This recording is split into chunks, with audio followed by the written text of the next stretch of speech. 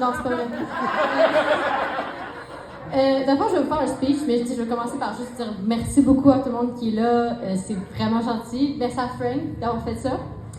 Fait que je vais commencer. Donc, bonjour tout le monde. J'aimerais commencer par vous expliquer exactement pourquoi est-ce qu'on vous a réunis ici. Je vais donc vous raconter une histoire. C'était une journée d'été assez chaude, pendant le fameux festival du Rockfest, qui avait lieu chaque année à cette époque. J'étais venue visiter mes grands-parents, Joanne et André, ainsi que toute ma chère famille habitant dans ce merveilleux endroit appelé Montebello.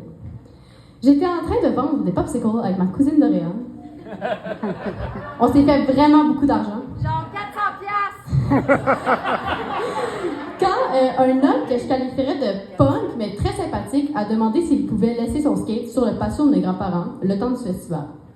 Étant des gens extrêmement généreux et aidants, ils ont bien évidemment accepté. Mon Dieu, excusez-moi. Cet homme n'est jamais revenu chercher son skate. Alors mes parents ont fini par le ramener chez nous pour le garder. J'ai passé toute mon enfance à regarder la télé assis sur ce skate. J'ai toujours été attirée par lui, mais je n'ai jamais vraiment compris pourquoi. Un jour, quand j'avais 10 ans, j'ai décidé d'aller essayer d'en faire dans la rue. Ça avait escaladé de session dans la rue, à session dans le petit skatepark, à session à l'autre bout du Canada. Une passion est née et elle n'est pas prête à mourir.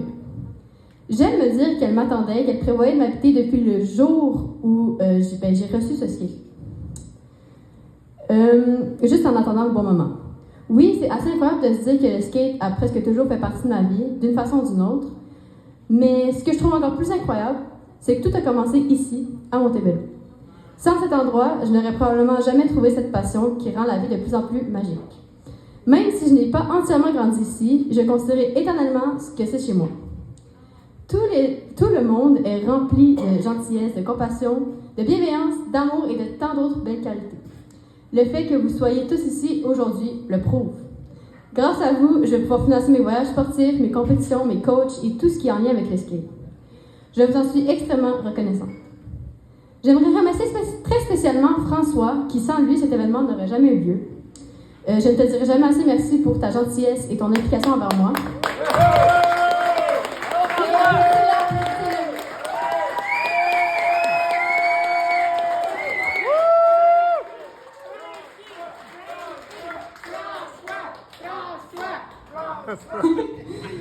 C'est une personne très spéciale qui aide tout le monde autour de lui et je pense que n'importe qui dirait la même chose.